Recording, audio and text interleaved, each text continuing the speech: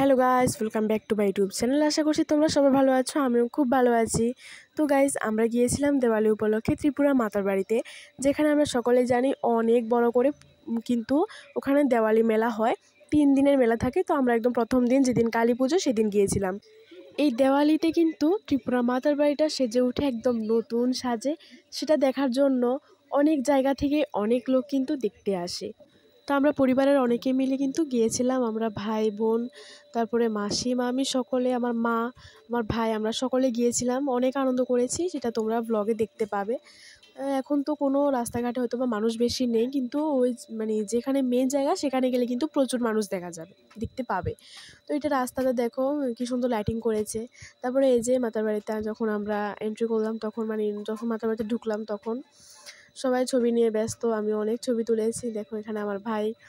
তো তারপরে এই যে আসলে এত মানুষ ছিল যে ঠিক করে সব কিছু দেখাতে পারিনি। তারপরে এই যে দোকান থেকে আমরা যে মাতৃপুরেশ্বরীর জন্য প্যারা নিয়েছিলাম, তো নিয়ে উঠে যাচ্ছি আমরা ভোগ দেওয়ার লাইনে।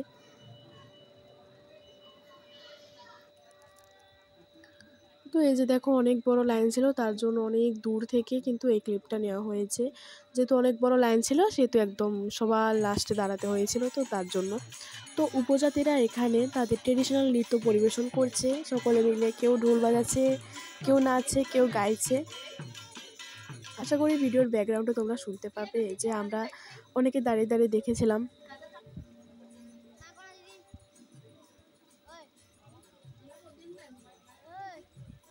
তো তারপরে এখানে আমরা ফার্স্ট টিফিন খেলাম, চাট। প্রচুর খিদে লেগেছিলো, তো তারপরে একটু সাইডে গিয়ে আমরা চাট খেলাম। তারপরে যে দেখো কানের দোকান, মানে কানের দোকান আর কি।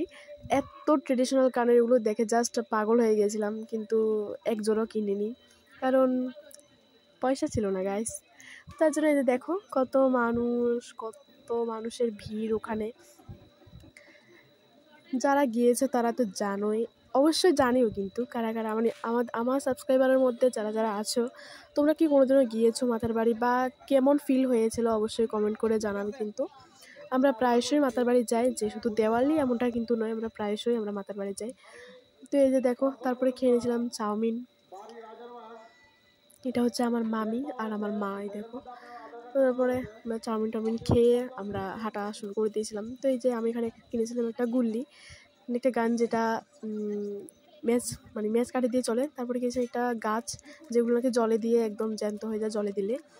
তো এটা ট্রাই করবো আমি বাড়ি গিয়ে, তোমাদের সঙ্গে শেয়ার করব।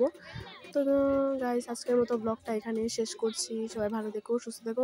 ভালো লাগলে like, comment, share and subscribe করে দিও। Bye bye.